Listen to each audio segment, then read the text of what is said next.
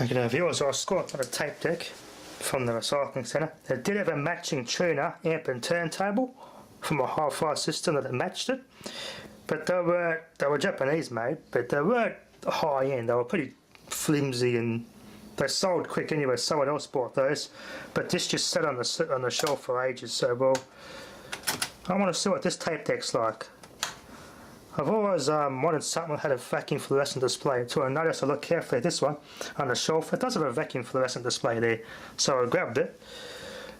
Even though it's nothing special. This model doesn't have a Dolby C. It comes before that. Its model is a CSF110. It's not the Dolby C version, but I do like the quality of it. The transformer is even coated in plastic to make it solid. I've did the usual. This cassette mechanism was so damn stiff. Someone had ripped this door off and broke the bottom clip off it, trying to get it open, but it was so damn stiff. They had the BSR record player from the 70s problem with the grease to turn the glue. I've freed it up, redone the belts with some boiling water. Just a bit of a sweep in the take-up, but that'll get better. It goes away after a while. I gave the belts some boiling water treatment, sanded them down, and just cleaned them with alcohol, just to get a bit of the grip back. They're not that badly stretched, so they came up quite nice. I polished the motor shaft, deglazed the flywheel there and the capstan. Re-lubed all that because everything was just stiff. This gear here that pulls a playhead up, that was stiff. I had to move that by hand and kept tapping play before it to go up. I had to do it manually by hand to get the play to work. But now it's automatic. That was so damn stiff before. I ran some 3-in-1 oil down it.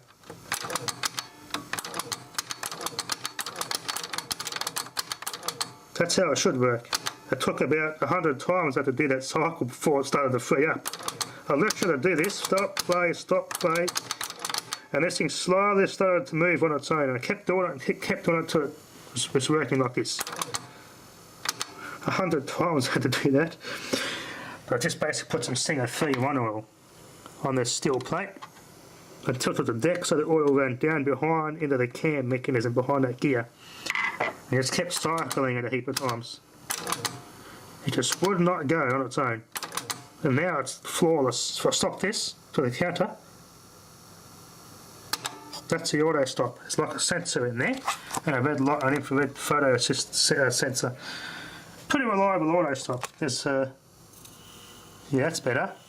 Oh yeah, it's got more grip now.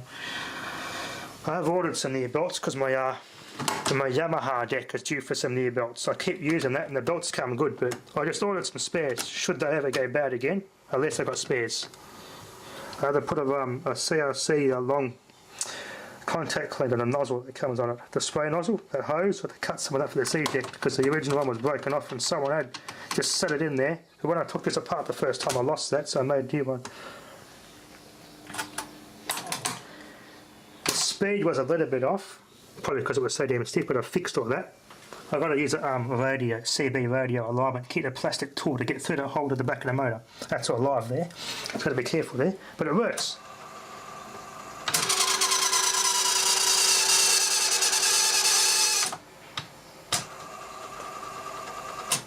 It works very well now.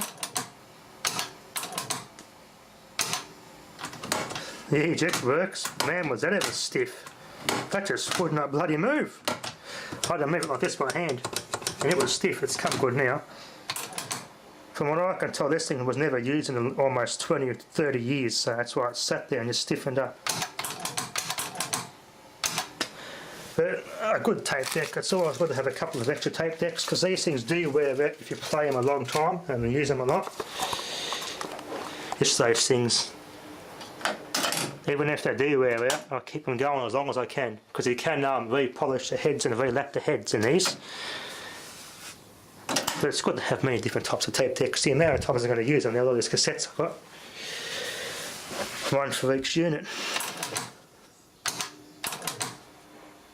But it's time for it to go back together. It's a wooden backed unit. As I said, it is made in Japan. It's not the crappy AKAI, it's still the good old AKAI.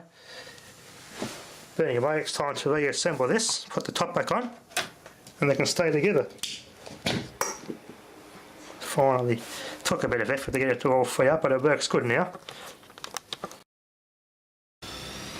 Rewind a little bit weak, that's alright, I'll get that freed up. Yeah, it plays now. Nice and freed up. Got some NCS. I bit of cheap tape, I had it over biased just slightly. Cheap low end tape. That's what it sounds like when you try and drive them a little bit too hard. Yeah, just distorted sound now. Nice and loud, but it's got too much distortion.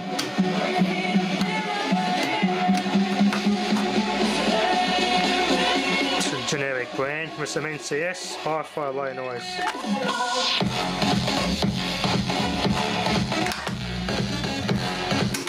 You know, fast forward with rewinds, always be a problem with tape decks, especially if they're not used ones.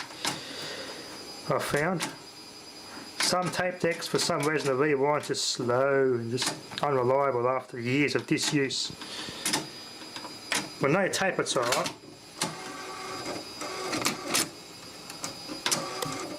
I can feel a bit of torque on that.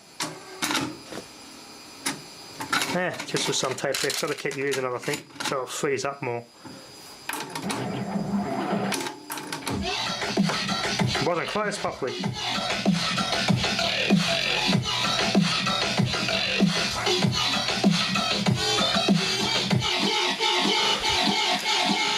Speed's perfect, hasn't budged since I lubricated it, that's good. Typically when you work at a tape deck you might have to touch the speed up. It looks like I don't have to now. It seems to be alright. There's a VFD. I really like a VFD. I prefer a VFD over an LED type display or something like this. Let this play out. Now the auto stop, because the sensors in the counter. The most reliable auto stop you can think of.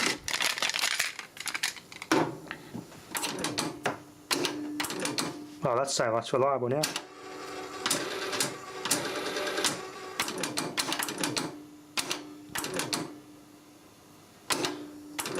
Oh yeah, that's better.